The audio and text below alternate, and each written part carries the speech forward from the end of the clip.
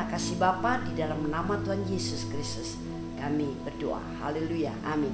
Baik, kita akan membaca terlebih dahulu firman Tuhan dari Roma pasal yang ke-8 ayat yang ke-31 sampai dengan ayat yang ke-39. Sebab itu apakah yang akan kita katakan tentang semuanya itu? Jika Allah di pihak kita, siapakah yang akan melawan kita? Ia yang tidak menyayangkan anaknya sendiri, tetapi yang menyerahkannya bagi kita semua. Bagaimanakah mungkin ia tidak mengaruniakan segala sesuatu kepada kita bersama-sama dengan Dia? Siapakah yang akan menggugat orang-orang pilihan Allah? Allah yang membenarkan mereka. Siapakah yang akan menghukum mereka? Kristus Yesus yang telah mati, bahkan lebih lagi Ia telah bangkit, yang juga duduk di sebelah kanan Allah, yang malah menjadi pembela bagi kita. Siapakah yang akan memisahkan kita dari kasih Kristus? Penindasan atau kesesakan atau penganiayaan atau kelaparan atau ketelanjangan atau bahaya atau pedang? Seperti ada tertulis, oleh karena engkau kami ada dalam bahaya maut sepanjang hari. Kami telah dianggap sebagai domba-domba sembelihan. Tetapi dalam semuanya itu kita lebih daripada orang-orang yang menang oleh Dia yang telah mengasihi kita. Sebab aku yakin bahwa baik maut maupun hidup, baik malaikat-malaikat maupun pemerintah-pemerintah, baik yang ada sekarang maupun yang akan datang, atau kuasa-kuasa, baik yang di atas maupun yang di bawah, ataupun sesuatu makhluk lain, tidak akan dapat memisahkan kita dari kasih Allah yang ada dalam Kristus Yesus Tuhan kita. Ketika saya berdoa untuk tahun ini, Tuhan mengatakan bahwa memang akan banyak pergolakan-pergolakan dalam hal perekonomian, keuangan, dan juga pergolakan-pergolakan yang lain, termasuk politik dan sebagainya. Namun satu hal yang Tuhan katakan kepada saya, bahwa aku akan membuat perbedaan bagi umatku yang beribadah kepadaku dan yang tidak beribadah kepadaku. Sehingga Tuhan mengatakan tahun ini adalah tahun kemenangan. Jadi apa yang dimaksud dengan tahun kemenangan? Walaupun situasi kondisi begitu memprihatinkan, sepertinya ketika kita lihat, wow, rasanya begitu parah, rasanya begitu berat. Apapun persoalan yang Anda hadapi, untuk keuangan, untuk usaha, untuk pekerjaan, untuk rumah tangga, untuk masa depan, untuk anak-anak, untuk orang tua, dan mungkin juga di dalam pelayanan. Tapi jika kita tetap setia beribadah dengan sungguh-sungguh, kita tetap memberikan hati dan hidup kita untuk dikuasai oleh Tuhan, kita tetap tekun, kita tetap bersemangat dengan Tuhan, kita tetap mengasihi Tuhan, maka apa yang Dia kerjakan kita akan dibuat berbeda dengan orang-orang yang tidak beribadah kepada Tuhan. Tetaplah setia dalam ibadah, tetaplah bersemangat dalam ibadah, tetaplah tekun, rajin, dan juga berikan hati dan hidupmu sepenuhnya di dalam otoritas kepemilikan Tuhan. Nah, kita akan dibuat berbeda di tengah situasi yang rasanya tidak memungkinkan. Engkau akan tetap menang atas masalahmu. Engkau akan tetap menang mengatasi keadaanmu.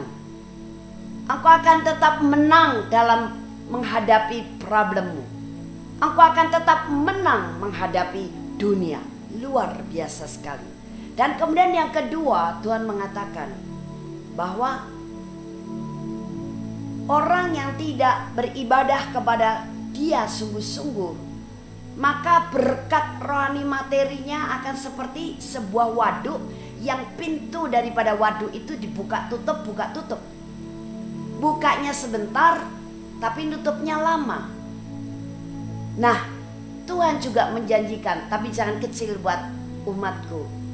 Ketika engkau tetap setia beribadah dengan hatimu, dengan sungguh-sungguh, dengan ketekunan, dengan iman, dengan kesabaran, dengan kerajinan, dengan ketulusan hati,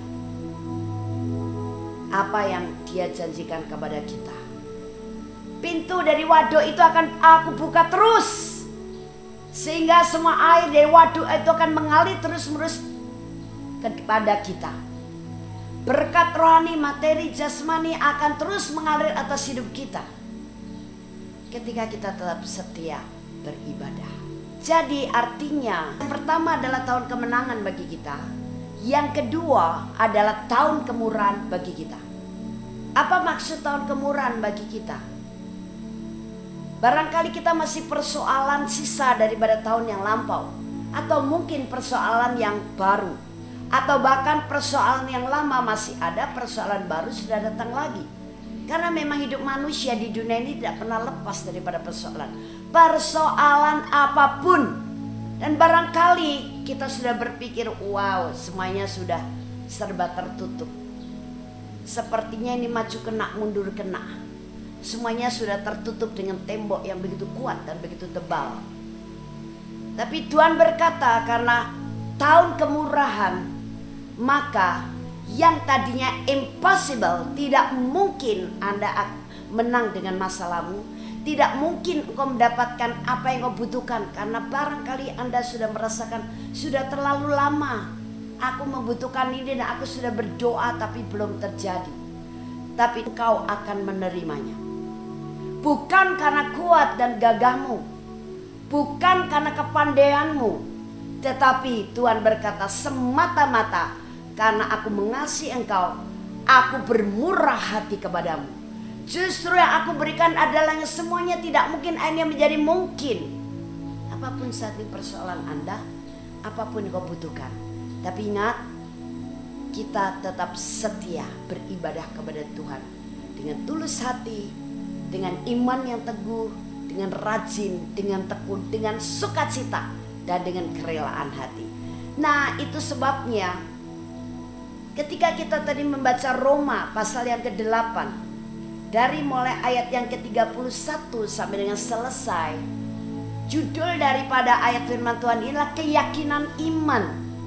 Bagaimana iman kita harus betul-betul yakin di tengah situasi yang tidak memungkinkan, di tengah kondisi yang serba sulit, di tengah pergolakan-pergolakan apapun. Yakinlah dalam iman bahwa tidak ada yang bisa memisahkan kasih Allah dengan kita.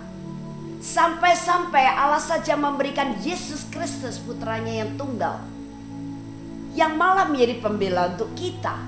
Mana mungkin Dia akan menjatuhkan kita, Dia akan merusak hidup kita, Dia akan membiarkan kita terus lunglai terpuruk dalam kondisi dunia.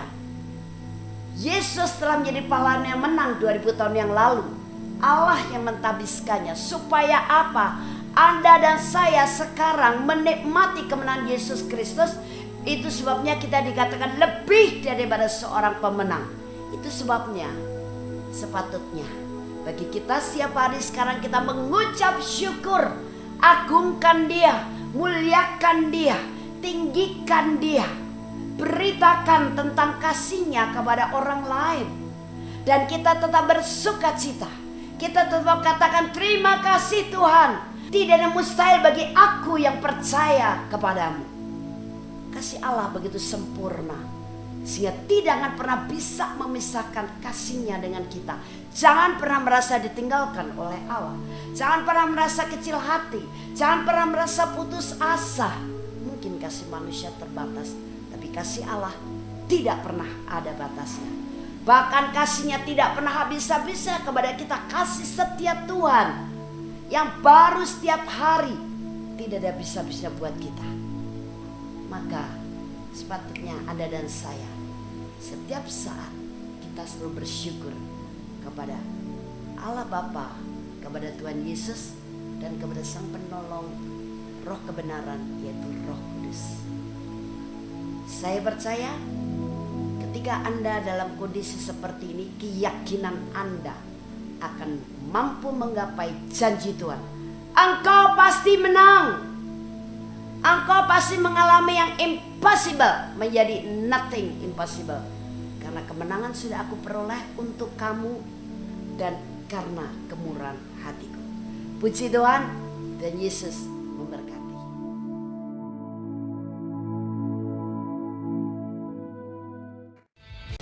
Shalom, saya Pastor Dorcas Daud. Terima kasih Anda telah menyaksikan seri-seri kebenaran firman Tuhan yang akan selalu kami upload setiap minggunya melalui Hope PCC TV.